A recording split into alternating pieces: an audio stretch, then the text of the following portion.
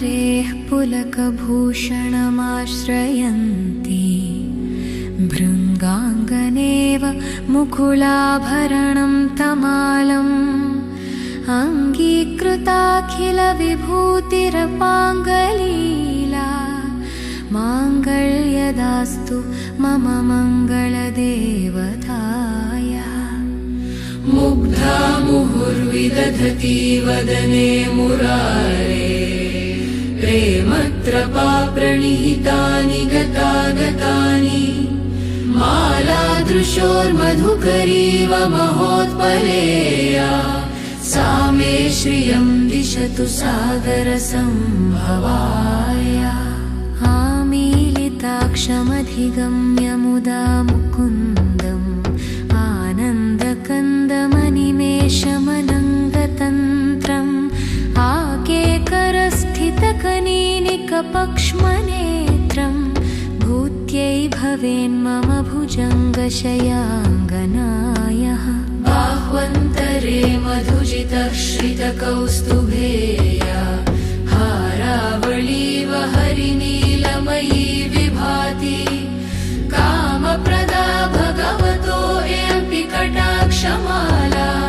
कल्याणमावहतु मे कमलालयाय। कालाम्बुदाळिललितो रसिकैटभारेः धाराधरे स्फुरति या तटिदङ्गनेव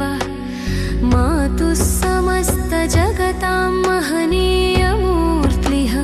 भद्राणि मे दिशतु भार्गवनन्दनायः। प्राप्तं पदं प्रथमतः खलु यत्प्रभावात् माङ्गल्यभाजि मधुमाधिनि मन्मथेन मय्यापतेत्तदिह मन्धरमीक्षणार्धम् मन्दालसं च मकरालयकन्यकाय। विश्वामरेन्द्रपदविभ्रमदानदक्षम् आनन्दहेतुरधिकं मुरविद्विषो येऽपि ईशन्निषीदतु मयि क्षणमीक्षणार्थम् इन्दीवरोदरसहोदरमिन्दिरायः। इष्टाविशिष्टमतयो हेऽपि यया दयाद्र दृष्ट्या त्रिविष्टपपदं सुलभं लभन्ते दृष्टिप्रहृष्टकमलोदरदीप्तिरिष्टां पुष्टिं कृषिष्ट मम पुष्करविष्टरायः। दद्याद्दयानुपवनो द्रविणाम्बुधारा मस्मिन्न किञ्चन विहङ्गशिशौ विषण्णे दुष्कर्मघर्ममपनीयचिराय दूरं नारायणप्रणयिनी नयनाम्बुवाहः। गीर्देवतेति गरुडध्वजसुन्दरीति शाकम्भरीति शशिशेखरवल्लभेति सृष्टिस्थितिप्रलयकेलिषु संस्थितायै तस्यै नमस्त्रिभुवनैकगुरोस्तरुण्यै। श्रुत्यै नमो हेस्तु शुभकर्मफलप्रसूत्यै रत्यै नमो हेस्तु रमणीयगुणार्णवायै शक्त्यै नमो हेस्तु शतपत्रनिकेतनायै पुष्क्यै नमो हेस्तु पुरुषोत्तमवल्लभायै नमो हेस्तु नाळीकनिभाननायै नमो हेस्तु दुग्धोदधिजन्मभूम्यै नमो हेस्तु सोमामृतसोदरायै नमो हेस्तु नारायणवल्लभायै नमो हेस्तु हेमाम्बुजपीठिकायै नमो हेस्तु भूमण्डलनायिकायै नमो हेस्तु देवादिदयापरायै नमो हेस्तु शारङ्गायुधवल्लभायै नमो हेस्तु देव्यै भृगुनन्दनायै नमो हेस्तु हेस्तु विष्णोरुरसि स्थितायै नमो हेस्तु लक्ष्म्यै कमलालयायै नमो हेस्तु दामोदरवल्लभायै नमो हेस्तु कान्त्यै कमलेक्षणायै नमो हेस्तु भूत्यै भुवनप्रसूत्यै नमो हेस्तु देवादिभिरर्चितायै नमो हेस्तु नन्दात्मजवल्लभायै सम्पत्कराणि सकलेन्द्रियनन्दनानि साम्राज्यदानविभवानि सरोरुहाक्षि त्वद्वन्दनानि दुरितोद्धरणोद्यतानि मामेव मातरनिशं कलयन्तु मान्ये यत्कटाक्षसमुपासनाविधिः सेवकस्य सकलार्थसम्पदः सन्तनोति वचनङ्गमानसै त्वां मुरारिहृदयेश्वरीं भजे सरसिजनिलये सरोजहस्ते सरसिजनयने धवलतमां शुकगन्धमाल्यशोभे भगवति हरिवल्लभे मनोज्ञे त्रिभुवनभूतिकरि प्रसीद मह्यम् दिग्हस्तिभिः कनककुम्भमुखावसृष्ट स्वर्वाहिनी विमलचारुजलप्लुताङ्गी प्रातर्नमामि जगतां जननीमशेष लोकाधिनाथ गृहिणीममृताब्धिपुत्रीम् कमले कमलाक्षवल्लभे त्वं करुणापूरतरङ्गितैरपाङ्गैः अवलोकय मामकिञ्चनानां प्रथमं पात्रमकृत्रिमं दयायाः स्तुवन्ति ये स्तुतिभिरमोभिरन्वहं त्रयीमयीं त्रिभुवनमातरं रमां गुणाधिका गुरुतरभाग्यभागिनो भवन्ति ते भुवि बुधभाविताशयः सुवर्णधारास्तोत्रं यच्छङ्कराचार्यनिर्मितं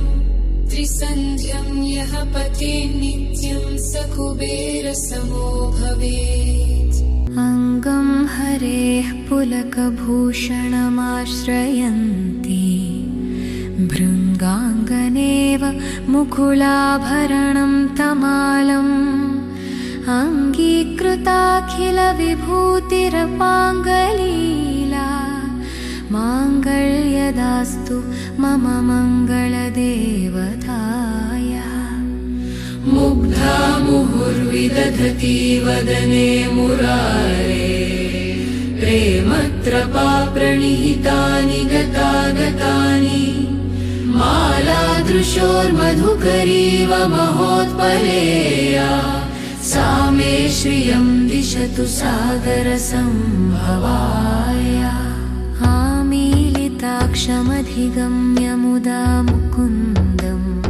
आनन्दकन्दमनिमेषमनङ्गतन्त्रम् आकेकरस्थितकनीनिकपक्ष्मनेत्रम् भूत्यै भवेन्मम भुजङ्गशयाङ्गनायः बाह्वन्तरे मधुजितश्रितकौस्तुभेया हारावळीव हरिनीलमयी विभाति कामप्रदा भगवतो एऽपि कटाक्षमाला कल्याणमावहतु मे कमलालयाय कालाम्बुदाळिललितो रसिकैटभारेः धाराधरे स्फुरति या तटिदङ्गनेव मातुः समस्तजगतां महनीयमूर्तिः भद्राणि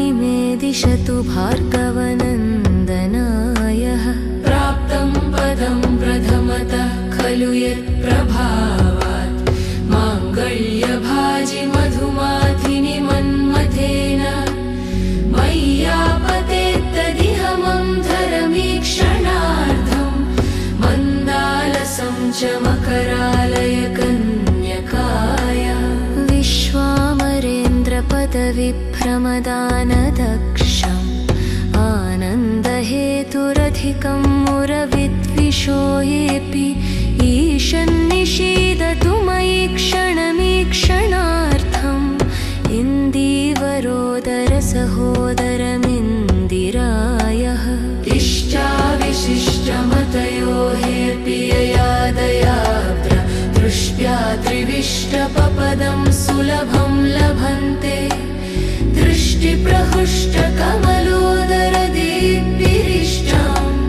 पुष्टिं कृषिष्ट मम पुष्करविष्टरायः दद्याद्दयानुपवनो द्रविणाम्बुधारा मस्मिन्न किञ्चन विहङ्गशिशौ विषण्णे दुष्कर्मघर्ममपनीयचिराय दूरं नारायणप्रणयिनी नयनाम्बुवाहः गीर्देवतेति गरुडध्वजसुन्दरीति शाकम्भरीति शशिशेखरवल्लभेति सृष्टिस्थितिप्रलयकेलिषु संस्थितायै तस्यै नमस्त्रिभुवनैकगुरोस्तरुण्यै श्रुत्यै नमो हेस्तु शुभकर्मफलप्रसूत्यै रत्यै नमो हेस्तु रमणीयगुणार्णवायै शक्त्यै नमो हेस्तु शतपत्रनिकेतनायै पुष्क्यै नमो हेस्तु पुरुषोत्तमवल्लभायै नमो हेस्तु नाळीकनिभाननायै नमो हेस्तु दुग्धोदधिजन्मभूम्यै नमो हेस्तु सोमामृतसोदरायै नमो हेस्तु नारायणवल्लभायै नमो हेस्तु हेमाम्बुजपीठिकायै नमो हेस्तु भूमण्डलनायिकायै नमो हेस्तु देवादिदयापरायै नमो हेस्तु शारङ्गायुधवल्लभायै नमो हेस्तु देव्यै भृगुनन्दनायै नमो हेस्तु विष्णोरुरसिस्थितायै नमो हेस्तु लक्ष्म्यै कमलालयायै नमो हेस्तु दामोदरवल्लभायै नमो हेस्तु कान्त्यै कमलेक्षणायै नमो हेस्तु भूत्यै भुवनप्रसूत्यै नमो हेस्तु देवादिभिरर्चितायै नमो हेस्तु नन्दात्मजवल्लभायै सम्पत्कराणि सकलेन्द्रियनन्दनानि साम्राज्यदानविभवानि सरोरुहाक्षि त्वद्वन्दनानि दुरितोद्धरणोद्यतानि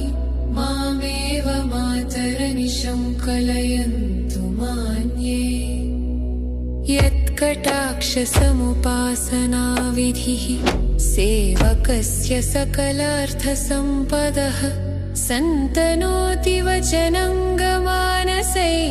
त्वां मुरारिहृदयेश्वरीं भजे सरसिजनिलये सरोजहस्ते सरसिजनयने धवलतमां शुकगन्धमाल्यशोभे भगवति हरिवल्लभे मनोन्ये त्रिभुवनभूतिकरि प्रसीद मह्यम् दिग्हस्तिभिः कनककुम्भमुखावसृष्ट स्वर्वाहिनी विमलचारुजलप्लुताङ्गी प्रातर्नमामि जगतां जननीमशेष लोकाधिनाथ गृहिणीममृताब्धिपुत्रीम् कमले कमलाक्षवल्लभे त्वं करुणापूरतरङ्गितैरपाङ्गैः अवलोकय मामकिञ्चना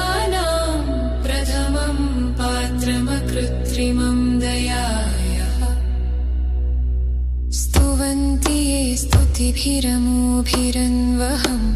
त्रयीमयीं त्रिभुवनमातरं रमां गुणाधिका गुरुतरभाग्यभागिनो भवन्ति ते भुवि बुधभाविताशयः सुवर्णधारास्तोत्रं यच्छङ्कराचार्यनिर्मितं त्रिसन्ध्यं यः पठेत् नित्यं स कुबेरसमो भवेत्। अङ्गं हरेः पुलकभूषणमाश्रयन्ति भृङ्गाङ्गनेव मुकुलाभरणं तमालम् अङ्गीकृताखिलविभूतिरपाङ्गलीला माङ्गल्यदास्तु मम मङ्गलदेवताय। मुग्धा मुहुर्विदधति वदने मुरारे प्रेमत्रपा प्रणिहितानि गतागतानि मालादृशोर्मधुकरीव महोत्पलेया सा मे श्रियं दिशतु सागरसम्भवाय। आमीलिताक्षमधिगम्य मुदा मुकुन्दम् आनन्दकन्दमनिमेषमनङ्गतन्त्रम् आकेकरस्थितकनीनिकपक्ष्मनेत्रम् भूत्यै भवेन्मम भुजङ्गशयाङ्गनायः। बाह्वन्तरे मधुजितः श्रितकौस्तुभेया हारावळीव हरिनीलमयी विभाति कामप्रदा भगवतो एऽपि कटाक्षमाला कल्याणमावहतु मे कमलालयाय। कालाम्बुदाळिललितो रसिकैटभार्यः धाराधरे स्फुरति या तटिदङ्गनेव मातुः समस्तजगतां महनीयमूर्तिः भद्राणि मे दिशतु भार्गवनन्दनायः। प्राप्तं पदं प्रथमतः खलु यत्प्रभावात् माङ्गल्यभाजि मधुमाधिनि मन्मथेन मय्यापतेत्तदिह मन्धरमीक्षणार्धं मन्दालसं च मकरालय कन्यकाय। विश्वामरेन्द्रपदविभ्रमदानदक्षम् आनन्दहेतुरधिकं मुरविद्विषो येऽपि ईशन्निषीदतु मयि क्षणमीक्षणार्थम् इन्दीवरोदरसहोदरमिन्दिरायः। इष्टाविशिष्टमतयो हेऽपि ययादयाब्ध दृष्ट्या त्रिविष्टपपदं सुलभं लभन्ते दृष्टिप्रहृष्टकमलोदरदीप्तिरिष्टां पुष्टिं कृषिष्ट मम पुष्करविष्टरायः। दद्याद्दयानुपवनो द्रविणाम्बुधारा मस्मिन्न किञ्चन विहङ्गशिशौ विषण्णे दुष्कर्मघर्ममपनीय चिराय दूरं नारायणप्रणयिनी नयनाम्बुवाहः। गीर्देवतेति गरुडध्वजसुन्दरीति शाकम्भरीति शशिशेखरवल्लभेति सृष्टिस्थितिप्रलयकेलिषु संस्थितायै तस्यै नमस्त्रिभुवनैकगुरोस्तरुण्यै। श्रुत्यै नमो हेस्तु शुभकर्मफलप्रसूत्यै रत्यै नमो हेस्तु रमणीयगुणार्णवायै शक्त्यै नमो हेस्तु शतपत्रनिकेतनायै पुष्क्यै नमो हेस्तु पुरुषोत्तमवल्लभायै नमो हेस्तु नाळीकनिभाननायै नमो हेस्तु दुग्धोदधिजन्मभूम्यै नमो हेस्तु सोमामृतसोदरायै नमो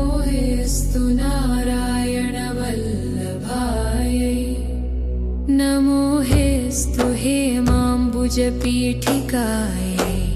नमो हेस्तु भूमण्डलनायिकायै नमो हेस्तु देवादिदयापरायै नमो हेस्तु शारङ्गायुधवल्लभायै नमो हेस्तु देव्यै भृगुनन्दनायै नमो हेस्तु विष्णोरुरसिस्थितायै नमो हेस्तु लक्ष्म्यै कमलालयायै नमो हेस्तु दामोदरवल्लभायै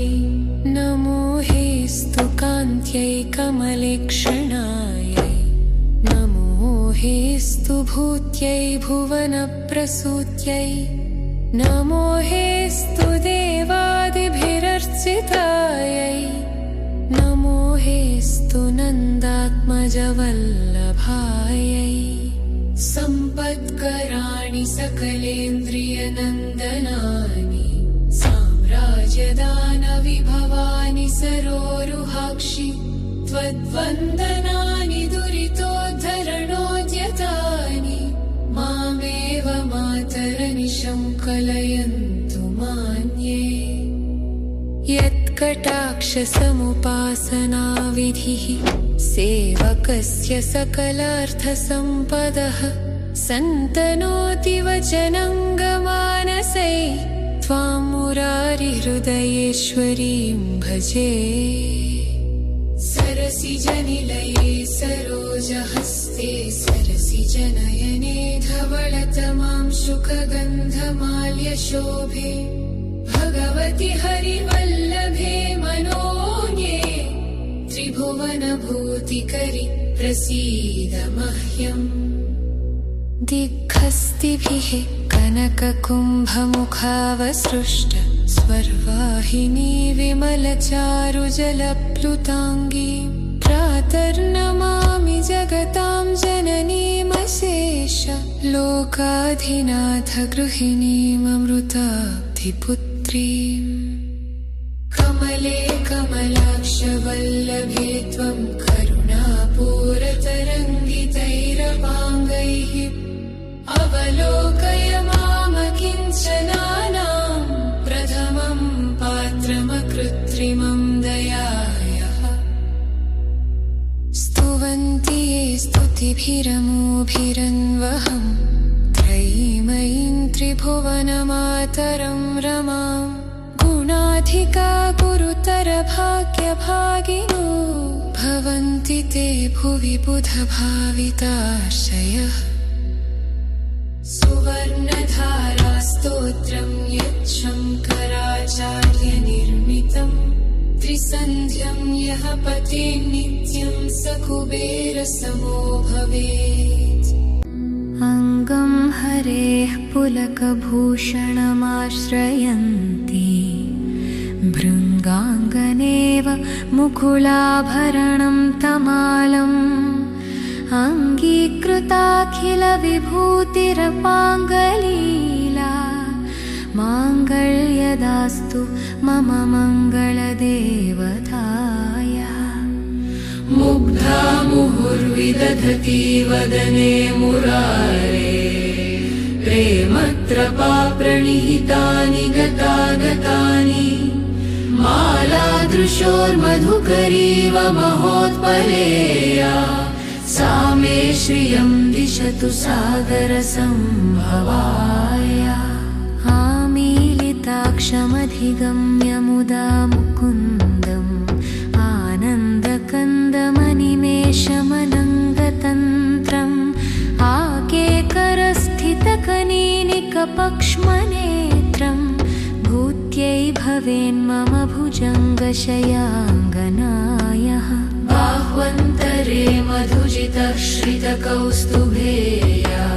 हारावळीव हरिनीलमयी विभाति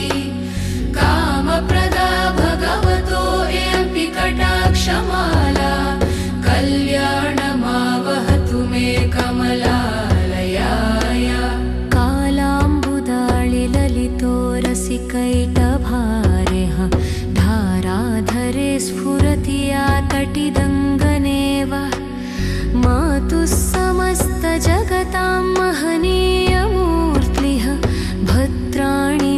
दिशतु भार्गवनन्दनायः प्राप्तं पदं प्रथमतः खलु यत्प्रभावात् माङ्गल्यभाजि मधुमाधिनि मन्मथेन मय्यापतेत्तदिह मन्धरमीक्षणार्थं मन्दालसं च मकरालय कन्यकाया विश्वामरेन्द्रपदविभ्रमदानदक्षम्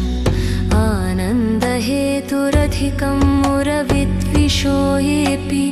ईशन्निषीदतु मयि क्षणमीक्षणार्थम् इन्दीवरोदरसहोदरमिन्दिरायः इष्टाविशिष्टमतयो हेऽपि ययादयात्र दृष्ट्या त्रिविष्टपपदं सुलभं लभन्ते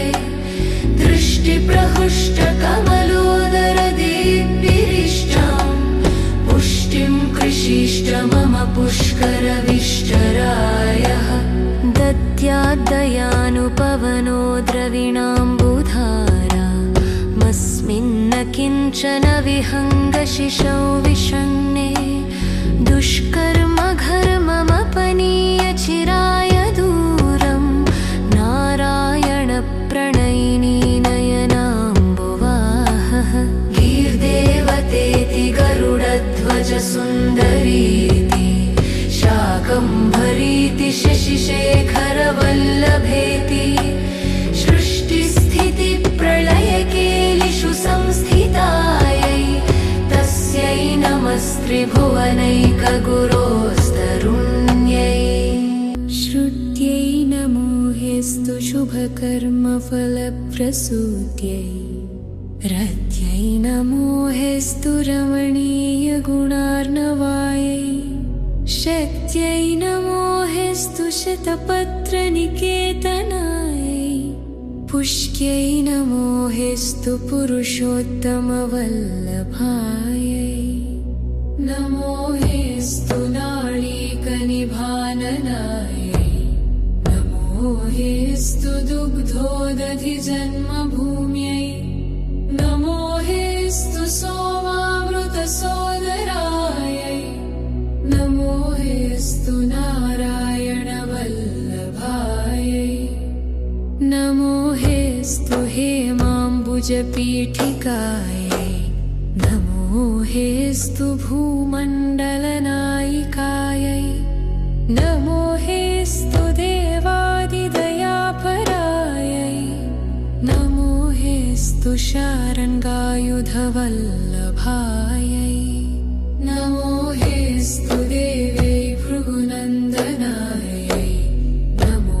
हेस्तु विष्णोरुरसिस्थितायै नमो हेस्तु लक्ष्म्यै कमलालयायै नमो हेस्तु दामोदरवल्लभायै नमो हेस्तु कान्त्यै कमलेक्षणायै नमो हेस्तु भूत्यै भुवनप्रसूत्यै नमो हेस्तु देवादिभिरर्चितायै नमो हेस्तु नन्दात्मजवल्लभायै सम्पत्कराणि सकलेन्द्रियनन्दनानि साम्राज्यदानविभवानि सरोरुहाक्षि त्वद्वन्दनानि दुरितोद्धरणोद्यतानि मामेव मातरनिशं कलयन्तु मान्ये यत्कटाक्षसमुपासनाविधिः सेवकस्य सकलार्थसम्पदः सन्तनोति वचनङ्गमानसै त्वां मुरारिहृदयेश्वरीं भजे सरसिजनिलये सरोजहस्ते सरसिजनयने धवलतमां शुकगन्धमाल्यशोभे भगवति हरिवल्लभे मनोन्ये त्रिभुवनभूतिकरि प्रसीद मह्यम् दिग्हस्तिभिः कनककुम्भमुखावसृष्ट स्वर्वाहिनी विमलचारुजलप्लुताङ्गी प्रातर्नमा जगतां जननीमशेष लोकाधिनाथ गृहिणीममृताब्धिपुत्रीम् कमले कमलाक्षवल्लभे त्वं करुणापूरतरङ्गितैरपाङ्गैः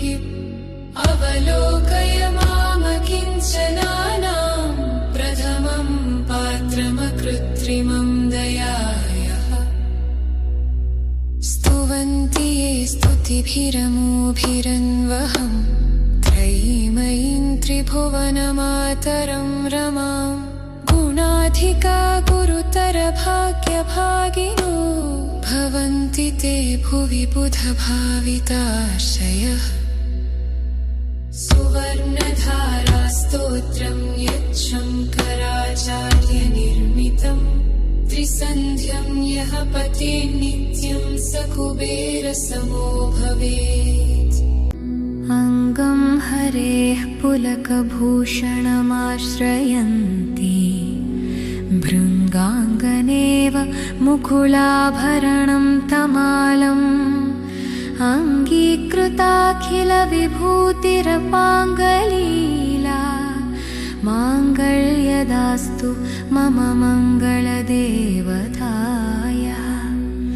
मुग्धा मुहुर्विदधति वदने मुरारे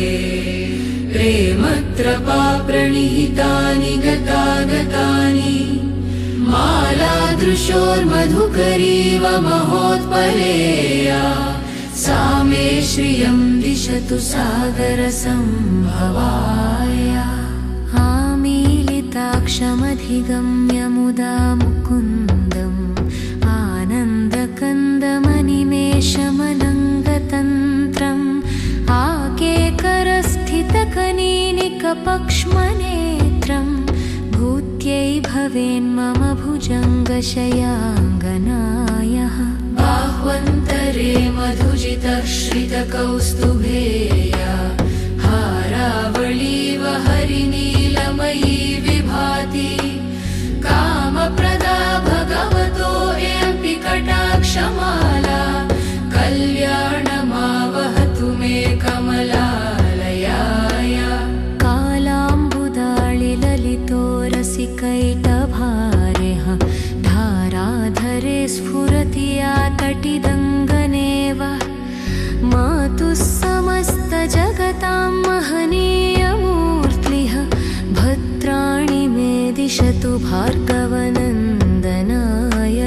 प्राप्तं पदं प्रथमतः खलु यत्प्रभावात् माङ्गल्यभाजि मधुमाधिनि मन्मथेन मय्यापतेत्तदिह मम धरमीक्षणार्थं मन्दालसं च मकरालय कन्यकाय विश्वामरेन्द्रपदविभ्रमदानदक्षम् आनन्दहेतुरधिकं मुरविद्विषो येऽपि ईशन्निषीदतु मयि क्षणमीक्षणार्थम् इन्दीवरोदरसहोदरमिन्दिरायः इष्टाविशिष्टमतयो हेऽपि यया दयाद्र दृष्ट्या त्रिविष्टपपदं सुलभं लभन्ते दृष्टिप्रहृष्टकमलोदरदीप्तिरिष्टां पुष्टिं कृषिष्ट मम पुष्करविष्टरायः दद्याद्दयानुपवनो द्रविणाम्बुधारा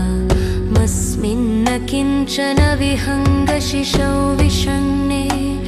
दुष्कर्मघर्ममपनीय चिराय दूरं नारायणप्रणयिनी नयनाम्बुवाहः गीर्देवतेति गरुडध्वज सुन्दरीति शाकम्भरीति शशिशेखरवल्लभेति सृष्टिस्थितिप्रलयकेलिषु संस्थितायै तस्यै नमस्त्रिभुवनैकगुरोस्तरुण्यै श्रुत्यै नमो हेस्तु शुभकर्मफलप्रसूत्यै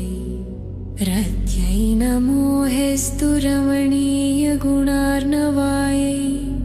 शक्त्यै नमोऽस्तु शतपत्रनिकेतनायै पुष्क्यै नमोऽस्तु पुरुषोत्तमवल्लभायै नमोऽस्तु नाळीकनिभाननायै नमोऽस्तु दुग्धोदधिजन्मभूम्यै नमोऽस्तु सोमामृतसोदरायै नमोऽस्तु नारायणवल्लभायै नमोऽस्तु हेमाम्बुजपीठिकायै नमोऽस्तु भूमण्डलनायिकायै नमोऽस्तु देवादिदयापरायै नमोऽस्तु शारङ्गायुधवल्लभायै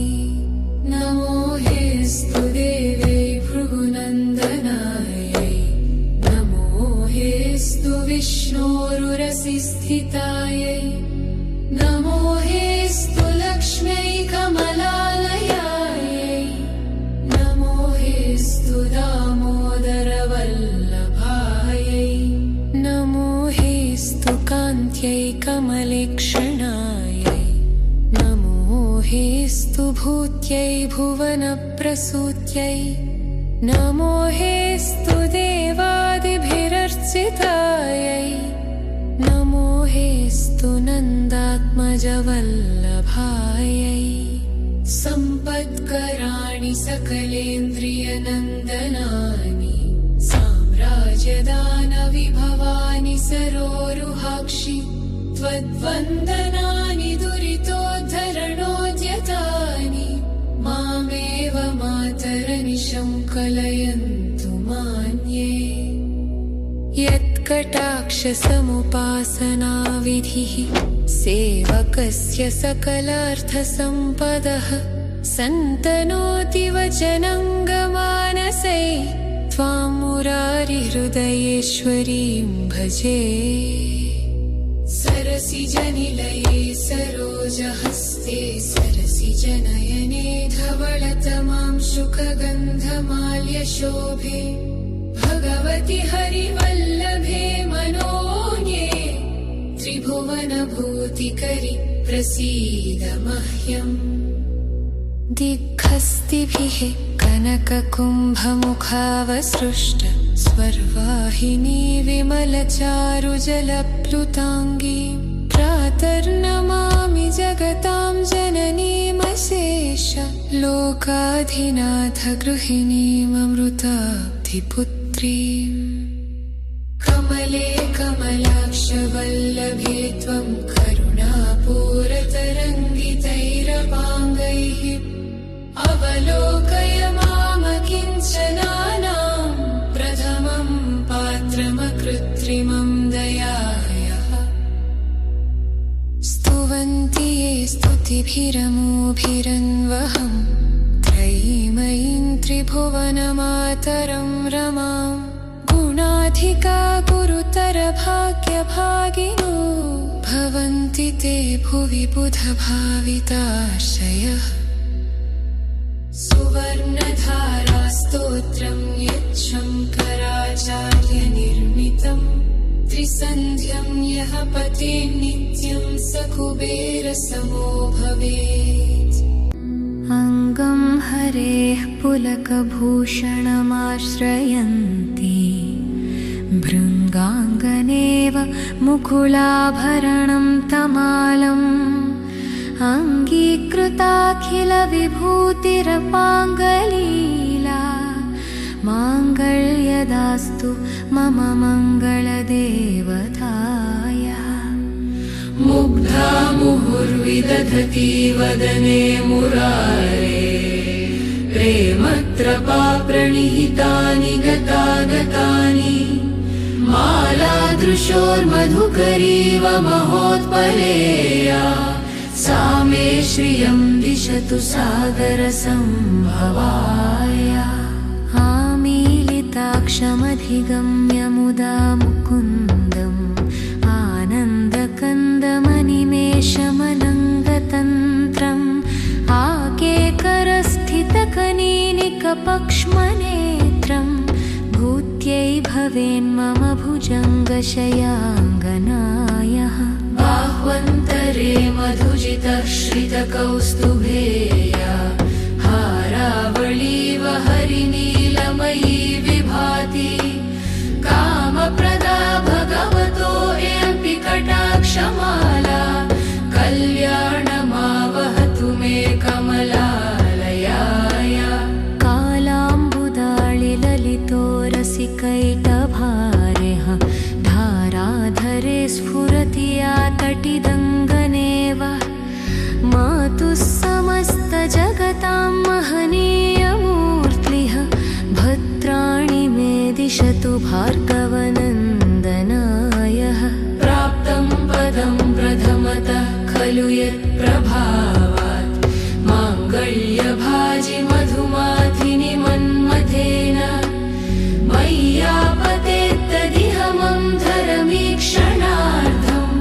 मन्दालसं च मकरालयकन्यकाय विश्वामरेन्द्रपदविभ्रमदानदक्षम् आनन्दहेतुरधिकं मुरविद्विषो येऽपि ईशन्निषीदतु मयि क्षणमीक्षणार्थम् इन्दीवरोदरसहोदरमिन्दिरायः इष्टाविशिष्टमतयो हेऽपि ययादयात्र दृष्ट्या त्रिविष्टपपदं सुलभं लभन्ते दृष्टिप्रहृष्टकमलोदरदीप्तिरिष्टां पुष्टिं कृषिष्ट मम पुष्करविष्टरायः दद्याद्दयानुपवनो द्रविणाम्बुधारा मस्मिन्न किञ्चन विहङ्गशिशौ विषण्णे दुष्कर्मघर्ममपनीयचिराय दूरं नारायणप्रणयिनी नयनाम्बुवाहः गीर्देवतेति गरुडध्वजसुन्दरीति शाकम्भरीति शशिशेखरवल्लभेति सृष्टिस्थितिप्रलयकेलिषु संस्थितायै तस्यै नमस्त्रिभुवनैकगुरोस्तरुण्यै श्रुत्यै नमो हेस्तु शुभकर्मफलप्रसूत्यै रत्यै नमो हेस्तु रमणीयगुणार्णवायै शक्त्यै नमो हेस्तु शतपत्रनिकेतनायै पुष्क्यै नमो हेस्तु पुरुषोत्तमवल्लभायै नमो हेस्तु नाळीकनिभाननायै नमो हेस्तु दुग्धोदधिजन्मभूम्यै नमो हेस्तु सोमामृतसोदरायै नमो हेस्तु नारायणवल्लभायै नमो हेस्तु हेमाम्बुजपीठिकायै नमो हेस्तु भूमण्डलनायिकायै नमो हेस्तु देवादिदयापरायै नमो हेस्तु शारङ्गायुधवल्लभायै नमो हेस्तु देवै भृगुनन्दनायै नमो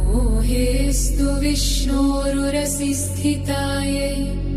नमो हेस्तु लक्ष्म्यै कमलालयायै नमो हेस्तु दामोदरवल्लभायै नमो हेस्तु कान्त्यै कमलेक्षणायै नमो हेस्तु भूत्यै भुवनप्रसूत्यै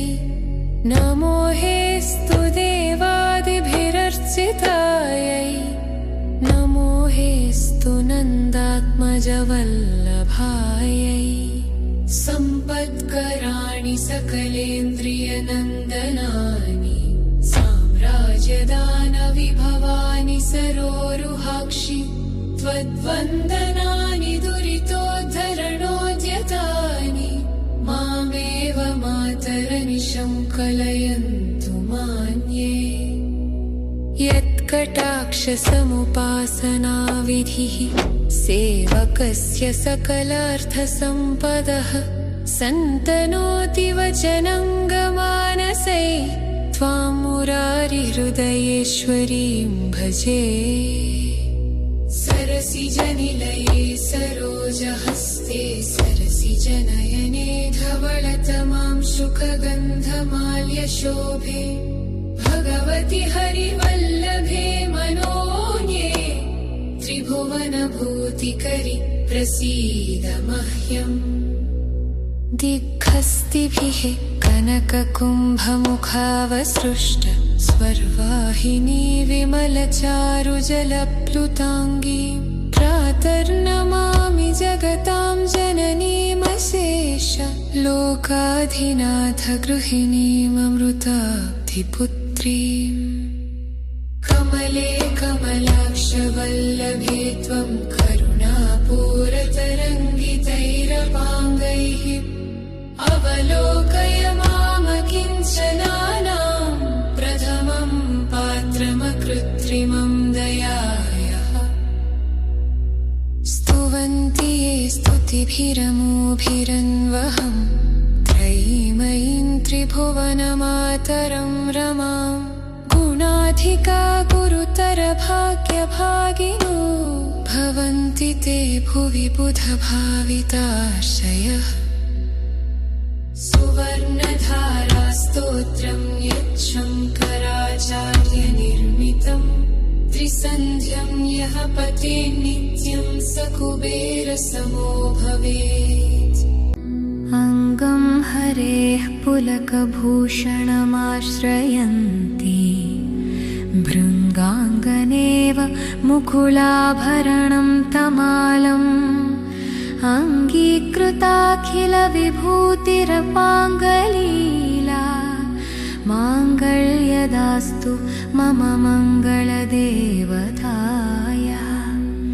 मुग्धा मुहुर्विदधति वदने मुरारे प्रेमत्रपा प्रणिहितानि गतागतानि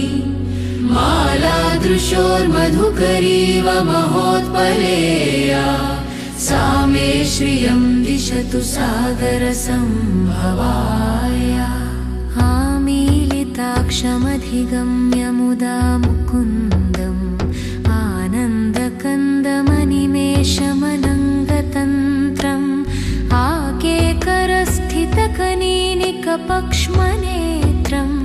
भूत्यै भवेन्मम भुजङ्गशयाङ्गनायः। बाह्वन्तरे मधुजितश्रितकौस्तुभेया हारावळीव हरिनीलमयी विभाति कामप्रदा भगवतो एऽपि कटाक्षमाला कल्याणमावहतु मे कमलालयाय। कालाम्बुदाळिललितो रसिकैटभारेः धाराधरे स्फुरति या तटिदङ्गनेव मातुः समस्तजगतां महनीयमूर्तिः भद्राणि मे दिशतु भार्गवनन्दनायः। प्राप्तं पदं प्रथमतः खलु यत्प्रभावात् माङ्गल्यभाजि मधुमाधिनि मन्मथेन मय्यापतेत्तदिह मम धरमीक्षणार्थं मन्दालसं च मकरालय कन्यकाय। विश्वामरेन्द्रपदविभ्रमदानदक्षम् आनन्दहेतुरधिकं मुरविद्विषो येऽपि ईशन्निषीदतु मयि क्षणमीक्षणार्थम् इन्दीवरोदरसहोदरमिन्दिरायः। इष्टाविशिष्टमतयो हेऽपि यया दयाद्र दृष्ट्या त्रिविष्टपपदं सुलभं लभन्ते दृष्टिप्रहृष्टकमलोदरदीप्तिरिष्टां पुष्टिं कृषिष्ट मम पुष्करविष्टरायः। दद्याद्दयानुपवनो द्रविणाम्बुधारा मस्मिन्न किञ्चन विहङ्गशिशौ विषण्णे दुष्कर्म घर्ममपनीय चिराय दूरं नारायणप्रणयिनी नयनाम्बुवाहः गीर्देवतेति गरुडध्वज सुन्दरीति शाकम्भरीति शशिशेखरवल्लभेति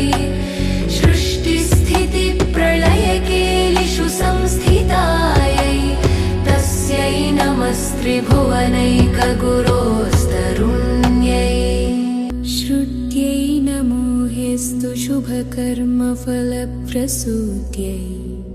रत्यै नमो हेस्तु रमणीयगुणार्णवायै शक्त्यै नमो हेस्तु शतपत्रनिकेतनायै पुष्क्यै नमो हेस्तु पुरुषोत्तमवल्लभायै नमो हेस्तु नाळीकनिभाननायै नमो हेस्तु दुग्धोदधिजन्मभूम्यै नमो हेस्तु सोमामृतसोदरायै नमो हेस्तु नारायणवल्लभायै नमो हेस्तु हेमाम्बुजपीठिकायै नमो हेस्तु भूमण्डलनायिकायै नमो हेस्तु देवादिदयापरायै नमो हेस्तु शारङ्गायुधवल्लभायै नमो हेस्तु देव्यै भृगुनन्दनायै नमो हेस्तु विष्णोरुरसिस्थितायै नमो हेस्तु लक्ष्म्यै कमलालयायै नमो हेस्तु दामोदरवल्लभायै नमो हेस्तु कान्त्यै कमलेक्षणायै नमो हेस्तु भूत्यै भुवनप्रसूत्यै नमो हेस्तु देवादिभिरर्चितायै नमो हेस्तु नन्दात्मजवल्लभायै सम्पत्कराणि सकलेन्द्रियनन्दनानि साम्राज्यदानविभवानि सरोरुहाक्षि त्वद्वन्दनानि दुरितोद्धरणोद्यतानि मामेव मातरनिशं कलयन्तु मान्ये यत्कटाक्षसमुपासनाविधिः सेवकस्य सकलार्थसम्पदः सन्तनोति वचनङ्गमानसै त्वां मुरारिहृदयेश्वरीं भजे सरसिजनिलये सरोजहस्ते सरसिजनयने धवलतमां शुकगन्धमाल्यशोभे भगवति हरिवल्लभे मनोज्ञे त्रिभुवनभूतिकरि प्रसीद मह्यम् दिग्हस्तिभिः कनककुम्भमुखावसृष्ट स्वर्वाहिनी विमलचारुजलप्लुताङ्गी प्रातर्नमामि जगतां जननीमशेष लोकाधिनाथ गृहिणीममृताब्धिपुत्रीम् कमले कमलाक्षवल्लभे त्वं करुणापूरतरङ्गितैरपाङ्गैः अवलोकय मामकिञ्चनानां प्रथमं पात्रमकृत्रिमं दयायाः स्तुवन्ति ये स्तुतिभिरमोभिरन्वहं त्रयीमयीं त्रिभुवनमातरं रमां गुणाधिका गुरुतरभाग्यभागिनो भवन्ति ते भुवि बुधभाविताशयः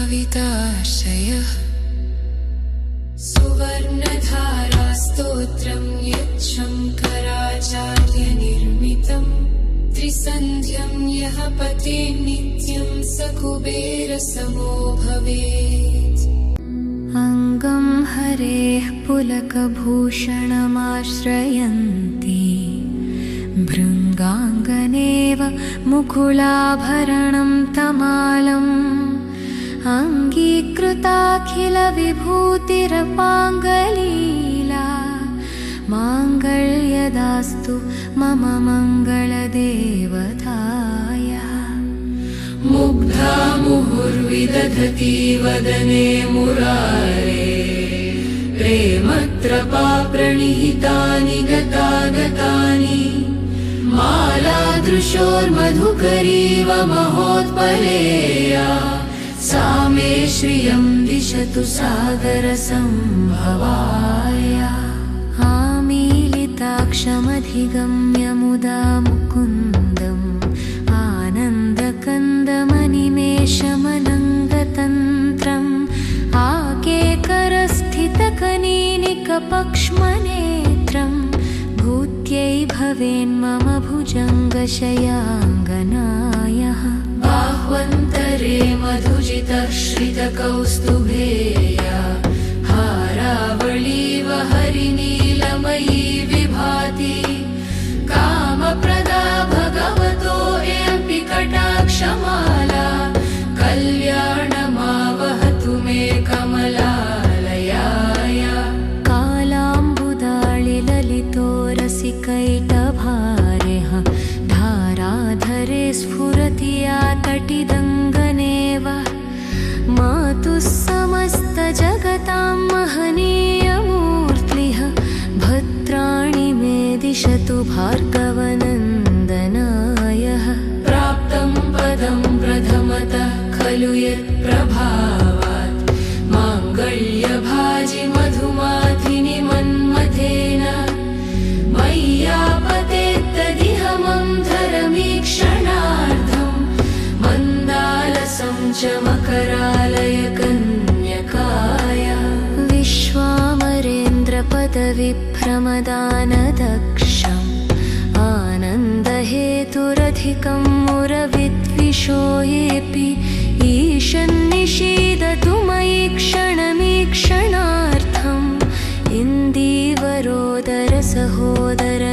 इन्दीवरोदरसहोदरमिन्दिरायः इष्टाविशिष्टमतयो हेऽपि ययादयाद्र दृष्ट्या त्रिविष्टपपदं सुलभं लभन्ते दृष्टिप्रहृष्टकमलोदरदीप्तिरिष्टां पुष्टिं कृषिष्ट मम पुष्करविष्टरायः दद्याद्दयानुपवनो द्रविणाम्बुधारा मस्मिन्न किञ्चन विहङ्गशिशौ विषण्णे दुष्कर्म घर्ममपनीय चिराय दूरं नारायणप्रणयिनी नयनाम्बुवाहः गीर्देवतेति गरुडध्वज सुन्दरीति शाकम्भरीति शशिशेखरवल्लभेति सृष्टिस्थितिप्रलयकेलिषु संस्थितायै तस्यै नमस्त्रिभुवनैकगुरोस्तरुण्यै श्रुत्यै नमो हेस्तु शुभकर्मफलप्रसूत्यै रत्यै नमो हेस्तु रमणीयगुणार्णवायै शक्त्यै नमो हेस्तु शतपत्रनिकेतनायै पुष्क्यै नमो हेस्तु पुरुषोत्तमवल्लभायै नमो हेस्तु नाळीकनिभाननायै नमो हेस्तु दुग्धोदधिजन्मभूम्यै नमो हेस्तु सोमामृतसोदरायै नमो हेस्तु नारायणवल्लभायै नमो हेस्तु हेमाम्बुजपीठिकायै नमो हेस्तु भूमण्डलनायिकायै नमो हेस्तु देवादिदयापरायै नमो हेस्तु शारङ्गायुधवल्लभायै नमो हेस्तु देव्यै भृगुनन्दनायै नमो हेस्तु विष्णोरुरसिस्थितायै